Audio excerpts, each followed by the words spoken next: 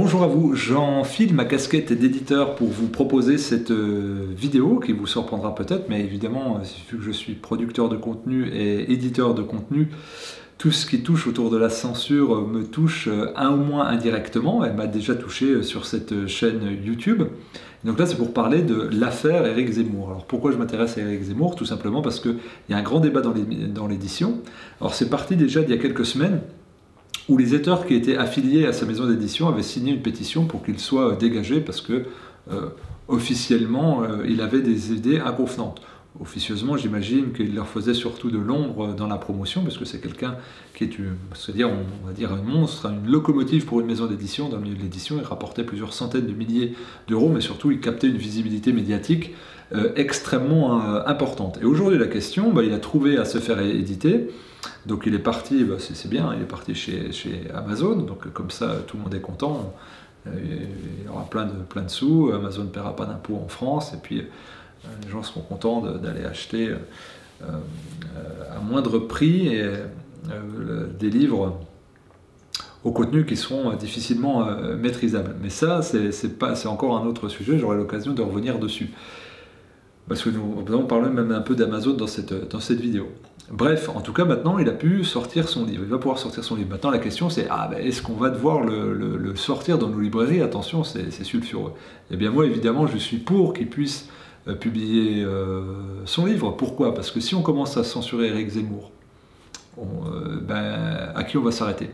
Au final, on va s'arrêter peut-être à une personne qui proposerait une vision alternative de la crise, parce que là il propose une vision alternative de la politique, peut-être une vision alternative de la crise sanitaire, peut-être de la crise économique, peut-être de la crise sociale qu'on traverse. On va dire chaque personne maintenant est potentiellement dérangeante dès l'instant qu'elle dit oui mais, ou est-ce qu'on pourrait pas réfléchir à, on est là tout de suite le mot de complotiste qui arrive, ou d'extrémiste, etc.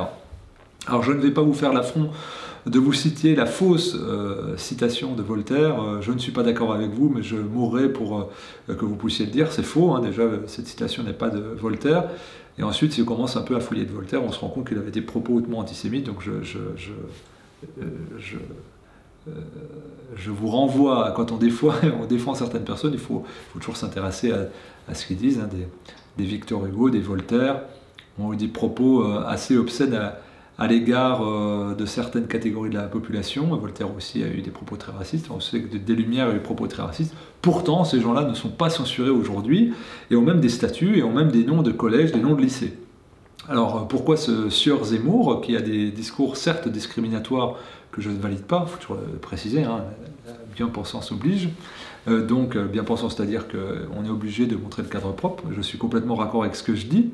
Mais voilà, on vit dans une ère où il faut tout communiquer. Donc, M. Zemmour n'a pas une parole politiquement correcte, certes, pourquoi pas, moi ça ne me dérange pas. Si on a des arguments en face, on le démonte, on le déglingue sur un plateau. D'ailleurs, il se plaint d'être censuré. Moi, je trouve pour quelqu'un qui est censuré, il a quand même accès à toutes les tribunes dans la presse écrite. Il a beaucoup d'émissions à la télé.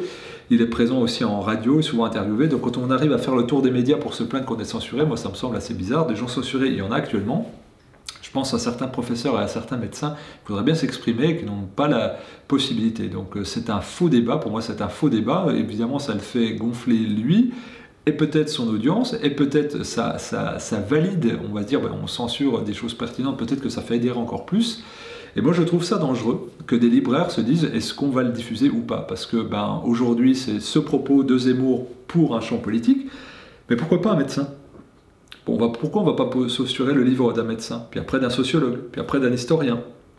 Et donc, en gros, où est-ce que ça va s'arrêter? Et là, je reviens sur Amazon.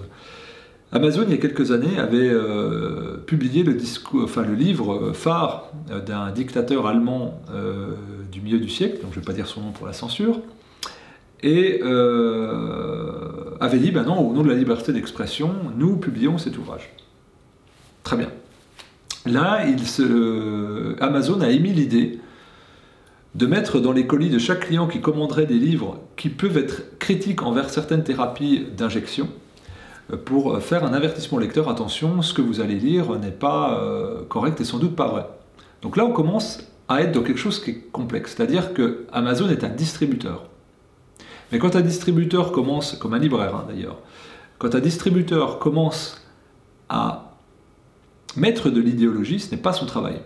Un éditeur peut le faire, un éditorialiste peut le faire, un journaliste peut le faire, un critique littéraire peut le faire. C'est pas le rôle d'un distributeur. D'ailleurs, Amazon vous vend aussi bien de la lessive, des boucles de geisha, que du livre. Amazon s'en fout. C'est une marge, une expédition et une défiscalisation. 44 milliards d'euros de recettes juste pour l'Europe l'année dernière. 44 milliards, et 0 centime d'impôt en France. Et Exuvie, 100 000 euros de chiffre d'affaires, 20 000 euros pour l'État. Donc voilà, chacun son petit statut, et chacun ses privilèges, et donc le privilège de pouvoir auto-censurer. Eh bien ça, je trouve que c'est extrêmement grave, extrêmement douloureux et difficile à appréhender. Et attention au glissement, et le glissement est en train de s'opérer. Parce que là, on voit évidemment qu'il y a de l'autocensure de certains éditorialistes, de certains journalistes, pour conserver leur poste, plus ou moins précaire, ou pour avoir des aides, parce que là, par contre, elles ruissellent, les aides de l'État pour le journaliste. On a vu 50 millions d'euros développés pour les aider, pour juste les pigistes, en cas de crise. Moi, je suis éditeur, j'ai pas eu 1 euro. Il y a une crise du papier où on double le prix du papier. La colle, on en trouve quasiment plus. Enfin, c'est extrêmement compliqué de faire des livres en France. Je précise que je fais des livres en France. Je ne vais pas exporter ça en Pologne, République tchèque, au Portugal ou en Italie. J'essaie de faire travailler français, de payer des impôts en France. Je suis un bon citoyen, un bon patriote. Bref, j'essaye de faire les choses convenablement, et sur du papier issu de forêt éco-gérée, ben, en tout cas, on peut se permettre de bosser n'importe comment, et on a des subventions. Et attention, à ces subventions, on les aura si on est évidemment un bon soldat, un bon toutou du système. Et donc, il faut savoir prêter allégeance. Et donc, si on regarde bien les circuits de distribution de l'information, de l'idée, eh bien, vous avez Amazon qui peut censurer et qui peut glisser des petites notes, et les libraires qui réfléchissent, soit on publie, soit on ne publie pas. Mais qu'est-ce que ça peut faire? Et là, on est en train d'infantiliser, de la même façon que vous dites, ne vous traitez pas comme ça, n'écoutez pas ces gens-là. C'est pour ça qu'on fait des commissions pour le complotisme ou la censure, parce que vous pourriez ne pas comprendre en fait ce que vous dites. C'est un discours très infantilisant. Ben là, on va vous dire aussi quoi lire, quoi penser, quoi regarder et quoi comprendre. Et donc, vous avez juste à dire merci par rapport à l'information officielle. Donc oui, je suis à 100% pour qu'Éric Zemmour ait des tribunes dans les médias, s'exprime. Si on n'est pas d'accord, on fait des débats contradictoires, et si ces idées sont connes, nauséabondes, eh ben, elles vont être démontées en 2 secondes. Et donc libre à lui de les exprimer, mais libre aux journalistes d'inviter des gens cohérents. Même chose pour la crise sanitaire qui nous occupe.